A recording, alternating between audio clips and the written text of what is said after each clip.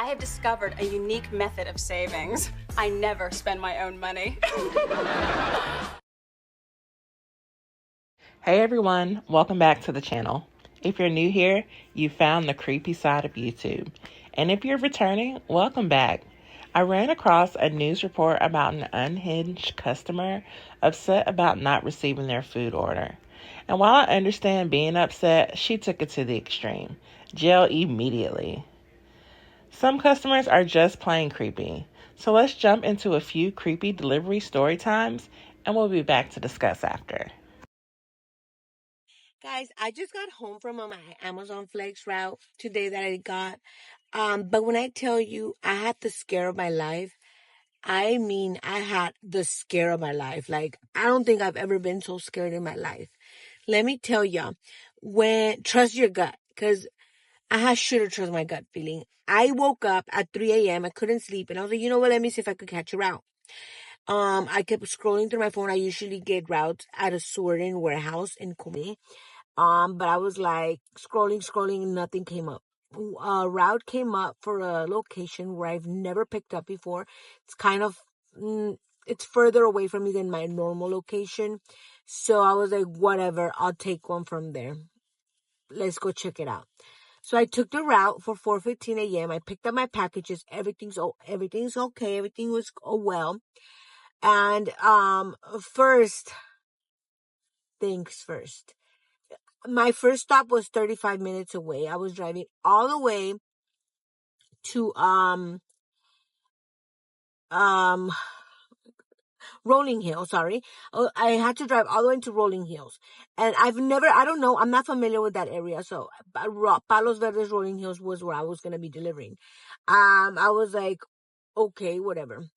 When I get there and I see that I'm going to be driving up mountains and, those curvy roads, mountains at 4:15 a.m., at 4:30 now. It's 4:30. I left early from the place, whatever. It was like 4:45. When I tell you it's pitch black, it's dark, okay, dark. I was like, oh my God, what did I get myself into? Okay, whatever. I'm driving in these curvy, dark mountain roads. And, I'm driving careful. I'm driving slow. I have my high beams on because I can't see. Guys, I'm like 5 minutes away from my first stop. And there's like bus stops in the middle of the mountains. There's these houses, huge houses, and there's bus stops. And in a bus stop, in the dark, I noticed an old woman sitting in the bus stop. Old woman wearing like a baby blue nightgown. She's like in her 80s. And, I passed her and I was like, but as I'm approaching the bus stop, driving up the hill, I noticed that the old lady just like looks at the car, and I don't know. I keep driving for like about 2-3 minutes. And during that drive, in those 2-3 minutes, I'm like, oh my God, why is there an old woman there? I was like, oh my God, what if she's like, Alzheimer's or something? What if she's lost? And I was like, oh my God, no, poor woman. I was like trying to remember exactly how she looked like, in case, those Amber Alerts, elderly person missing, whatever, baby blue nightgown. Tell me why 2-3 minutes of driving uphill on a curvy road, after seeing that old woman, I see the old woman again. Like, she's like right there, like standing right there, like she's going to try to cross. Like, and she's just like, look, and I slowed down.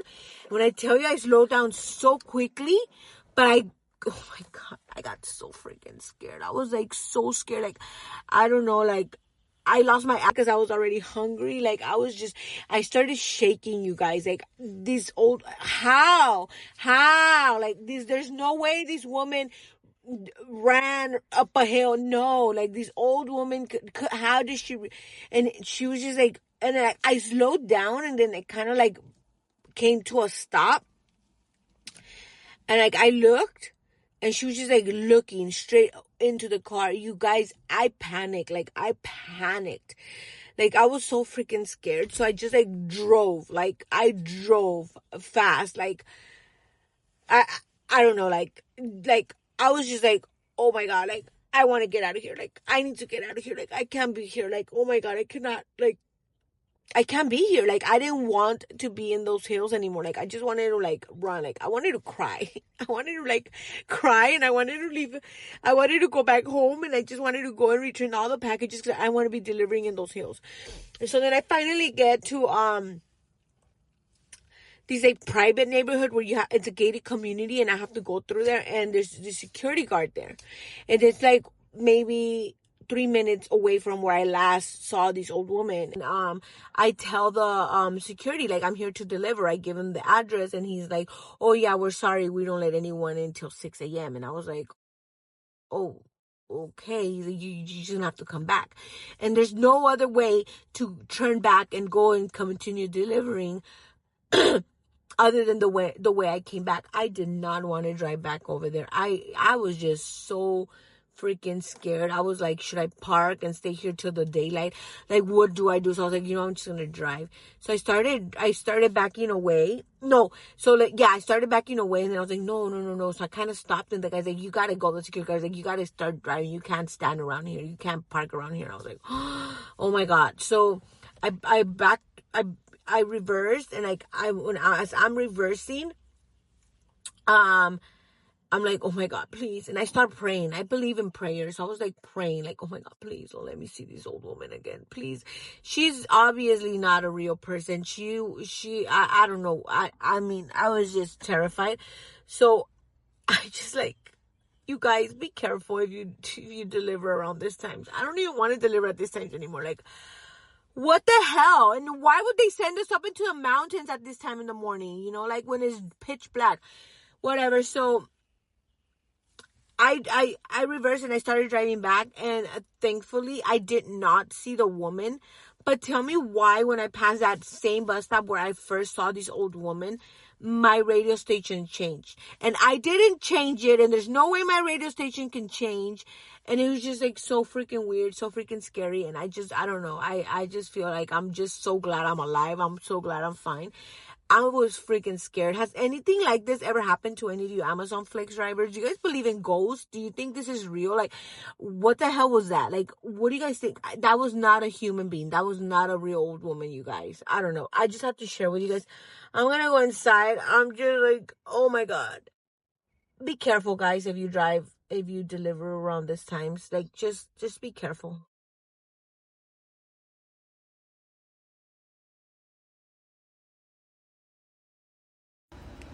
Hi guys, let's see if I can do this in 3 minutes because I don't talk fast enough.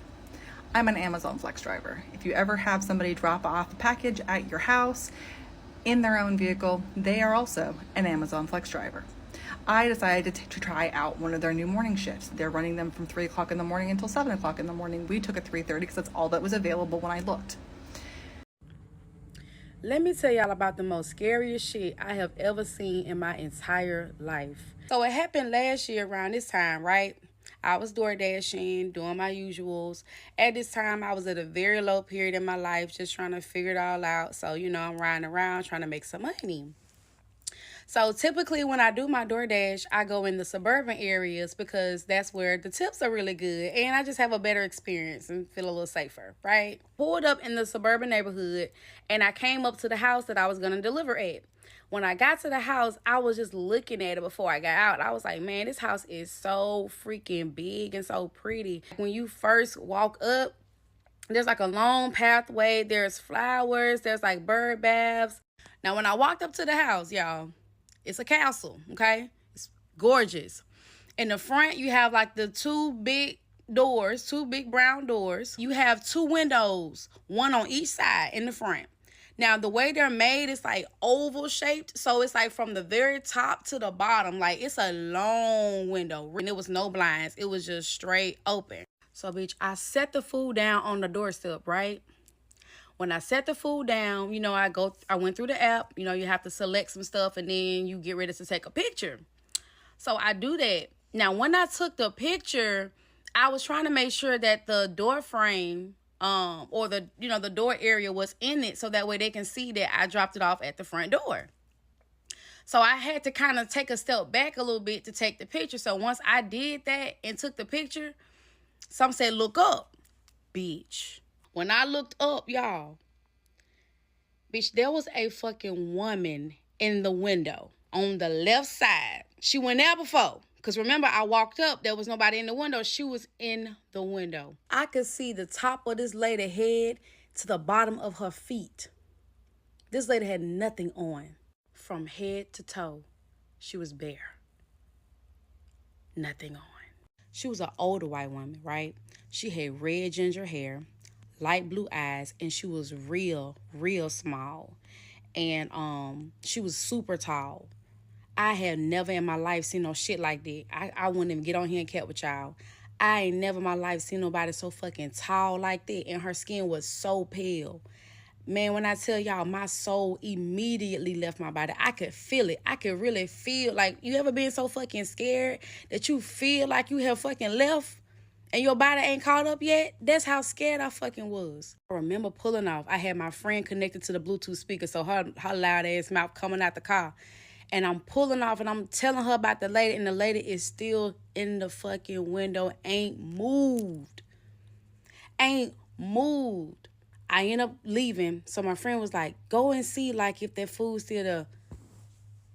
Bitch, how about I took my motherfucking ass back and rolled by there. The food was gone, but the lady was still there. What the fuck? I really thought this story couldn't get no crazier than this, y'all. Did y'all see that comment right here? This guy said that he did a delivery for Lowe's to this house in Birmingham, Alabama, and he witnessed it for himself. He saw that lady, and he confirmed that she most definitely either has Alzheimer's or dementia from what he saw.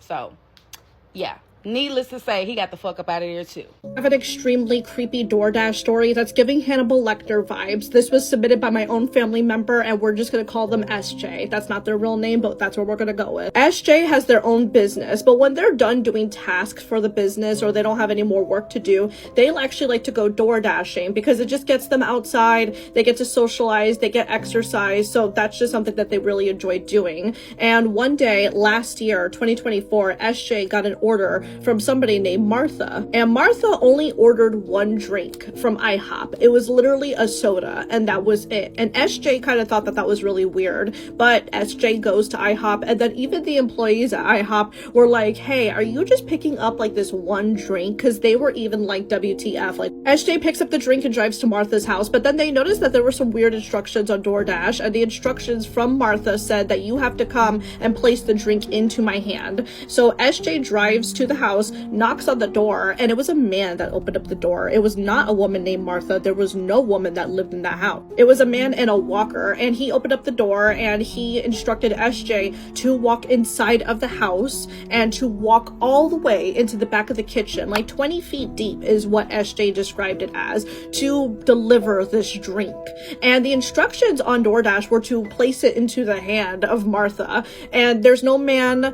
They're not asking for it in their hand. They're asking SJ to go inside of the house, like deep in the back of the house. And SJ was like, hey, yo, I'm not doing all that. I don't go into people's houses. I will leave the drink right here for you. Like, it's all good. And then this man gets really aggressive with her. And then all of a sudden, she actually caught him going from holding onto the walker to letting go of the walker and walking towards her. And then he realized and caught himself because he wasn't, like, you know, on the walker. And he showed that he could actually walk and he wasn't handicapped at all. He realized this and he goes back to holding onto his walker, and that was the red flag for SJ. SJ was like, oh hell no. SJ described this as Hannibal Lecter when he had his arm in the sling and then he'll turn around and slam you with the baseball bat. That is like literally what she described the energy of this to be. So SJ goes, drops off the drink, takes a picture because that's what the Door Dashers are supposed to do, and runs into the car. Now thankfully SJ does not do DoorDash by themselves. They partner up with somebody, and I feel like a lot of Door Dashers, I've seen people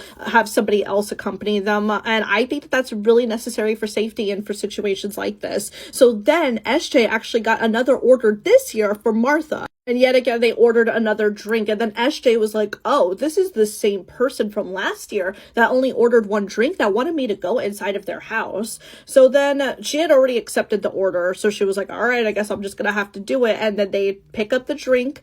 They go to the same house. This time, SJ jotted down the address that they're going to. And they knocked on the door. They put the drink down onto the ground, take a picture, and run. They did not want to encounter this person. It was the same man who was in a walker, but he could get up and magically walk for some reason. And as soon as SJ put the drink down, knocked on the door, and ran, this man comes out and he opens up the door and starts yelling at her to come back over there to get the drink and to go inside of their house. I understand that you might have special requests for DoorDash, but going inside of somebody's house, like even if I was a DoorDasher, I'm not comfortable doing that. And I don't blame SJ for getting the fuck. SJ just ran, got in the car, and will never take orders again from somebody named Martha. But could you imagine if SJ just goes into that house? Like, what would happen? Like, what would the reason be? Especially if this person, again, revealed that they're not handicapped. They could walk. They let go of the walker when they were furious. Leave a comment and let me know. Is it giving Hannibal Lecter? Is it creepy? Or do you think there was overreacting there? Let us know. Story time of when I delivered a DoorDash order to a dead woman. I know I'm doing a lot of story times right now, but life has been really chaotic, so I'm just giving y'all updates. Like 2 or 3 days ago, I got a DoorDash order for a girl named Margaret R. I was like, okay. And it was to a gas station to get, the Casey's gas station, get a Casey's pizza and 2 liters of Dr. Pepper. So I got it, right? And it's an 18-minute drive from the gas station to where Margaret is. And I'm like, oh my golly gee. But whatever, so I drive. And I am out in the middle of nowhere. Like, thick woods, out in the sticks, completely straight road, like nothing. And then there's this little tiny driveway that goes into like this dark part of the trees. And it says that I'm going there. And I'm like, what?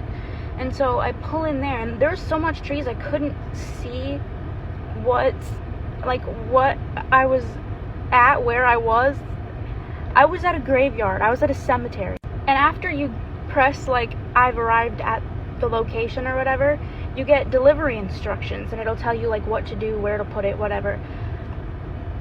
The grave of Margaret R, born 1977. Whoever she is, she died young. But what? I delivered to an old overgrown graveyard 18 minutes away from the city in the middle of nowhere, and I put the pizza and the soda on someone's grave. It just felt wrong. I don't know if Margaret like really liked pizza or something, but what? I feel like people are gonna like meet up there and like have like a celebration of life or whatever, or like a memorial thing. But why weren't they there when I got there? Why did I have to deliver first? Like, I alone in a creepy graveyard and I had to put pizza on someone's grave? Like, at least someone be there and come take the pizza from me, because what? No offense or disrespect to whoever Margaret R's family is if you're seeing this. I'm just saying that was a really wild experience and I will never forget that, because what? Just like think about that. Like, that's just, I don't know. No respect to Margaret, though. Love you, Margaret. I hope you enjoyed your pizza. This happened to a truck driver that was driving from La Ciudad de Mexico to Cuernavaca. Mexican truck driver stories are always so fucking scary. So the guy telling the story says that he wasn't alone in the trailer. It was him and another guy. And as he was driving, he was already getting a little tired, so he pulled over so that the other guy can take over and he can go to sleep. So they did the switch. The guy was in the driver's seat and he went to the back and was getting, everything ready to lay down. And that was when the guy who was about to drive calls him over and says, "Hey, what is that?" He says that he opens that curtain from the back to go and look at what he's talking about, and he saw an animal. However, this animal was walking on its hind legs. He says that the animal was starting to get closer and closer to the trailer, but they couldn't make out what it was because it was still at a little bit of a distance. He admits that when he saw that animal from far away, for some reason he got goosebumps because it just looked really strange. The guy who was about to drive asked him, "Do you think that's like an animal or a person, or what is that?" He says that he didn't even want to find out what that was and told him to start driving to get the hell out of there. When the guy who was driving turns on that trailer and tries to get out of there, the truck is stuck on mud. He was like trying and desperate to get out of there, but that trailer was not moving. And of course, that animal just kept getting closer and closer. He admits that the closer and closer it would get, it would almost like turn more and more like an animal, almost like it wasn't, and then it just kept looking more and more like an animal. He said that all of a sudden the animal just stopped moving and stayed very still, and they refused to keep their eyes away from it. He said that he had a feeling like that the animal wanted to attack him, so he told the guy who was in the driver's seat to move to the side and let him try to get the trailer out. However, his attempts were in vain because that trailer was not moving. He said that in that moment he realized that one of them was gonna have to get out of the trailer to go and see which tires they were gonna have to move in order to get out of there. He decided that he was the one that was gonna go out there and see how they could get out of there. And that thing was still standing there watching them. When he was about to get out, the partner was like, "No, you're gonna stay in here. Don't get out. That thing looks like a devil." I literally have chills right now, but the partner was like, "Don't go out there. It's almost like it's waiting for one of us to get off of this trailer." He admits that he told the partner that he didn't believe in those kind of things and don't be so superstitious. Like, someone needs to go out there. We need to get out of here. His partner was like, "Are you crazy? Don't you feel this bad energy around us? I started feeling it when I saw that thing on the road." He admits that he did feel that feeling that his partner was talking about and that he was so scared, and it was the kind of fear that he had never felt before, but he didn't want to fuel the fear that his partner had because he just wanted them to get out of there. So he tells his partner, "No, I didn't feel any weird energy. Someone needs to get off and we need to get out of here." His partner was like, "Do not step outside the trailer. My grandfather was a truck driver for years and he warned me about this. He told me that if I ever ran into an animal that was walking on its hind legs, that you need to get out of there immediately, that we had to pray and just get away from this thing." He finally turns to him and says, "Okay, I have a picture of God that my wife sends with me every time I travel. Let's pray with the picture that I have." And immediately his partner was like, "Yes, let's pray." He told him that he was gonna pray really loud and he asked them to join him in that prayer, and he agreed. He says that when they started praying out loud, they started to hear where that animal started crying loudly, and it was almost as if it was right next to them. That's how loud it was. He says that he started sweating, that his legs started shaking, and he could no longer lie to his partner and say that he wasn't scared, but also this thing started walking backwards, farther and farther away from them. Like, it didn't even turn around to go away. Can you imagine this thing just... I can't. He says that even though it was walking backwards, it was still staring at them, and that those like cries just got further and further away. Once it was away and they couldn't even see it anymore, the partner was like, "Okay, this is the time." The partner got out of the trailer, told him where he should move the tires. He was able to get that trailer out of the mud, and they got the hell out of there as fast as they could. He says that out of the many years that he's been a truck driver, that is the scariest thing that he had ever experienced in his life, and he never wants to experience that again. Wow, those were some crazy delivery story times. We should all learn to trust our gut. Your intuition will never steer you wrong. So if you find yourself in a creepy situation, trust your instincts and run. Until next time, my loves, I hope you enjoyed the video. Please like, comment, share, and subscribe for more content. Until next time, bye.